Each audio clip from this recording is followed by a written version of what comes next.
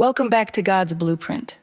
In our last episode, Jacob got a taste of his own medicine when his uncle Laban tricked him into marrying the wrong sister. Today, we are diving into Genesis 30. If you thought regular sibling rivalry was intense, wait until you see what happens when it turns into a competitive, full-scale baby war inside the tents of Israel. Let's look at the blueprint. The chapter starts with Rachel hitting a wall of absolute desperation. Leah already has 4 sons, but Rachel is barren. She confronts Jacob, screaming, "Give me children or I'll die!" Jacob snaps back. Am I in the place of God?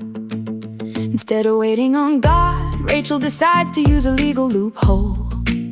She gives her servant Bilhah to Jacob as a surrogate wife. Bilhah gives birth to 2 sons, Dan and Naphtali. Not to be outdone, Leah panics because she has temporarily stopped having children. So she gives her servant Zilpah to Jacob, producing Gad and Asher. The house is crowded, the tension is suffocating, and the children are literally treated like points on a scoreboard.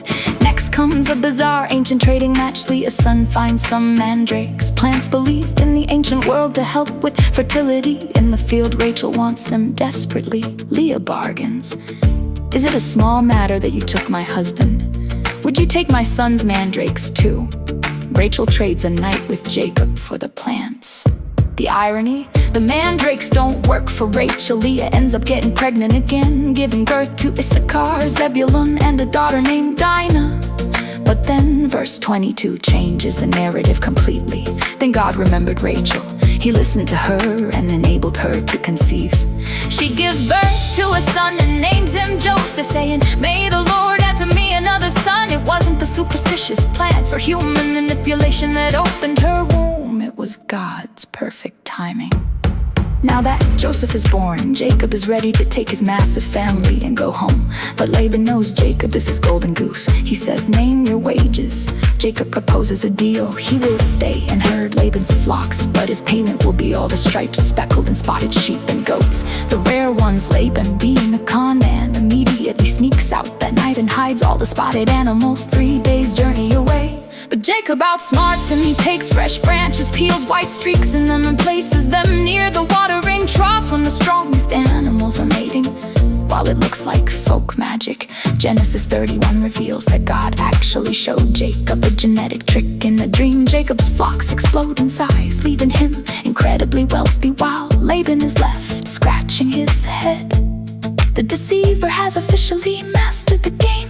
Genesis 30 shows us that even when humans are acting out of pure jealousy, pettiness, and greed, God's sovereign plan keeps moving forward. He used a chaotic family feud to build the foundation of the 12 tribes of Israel.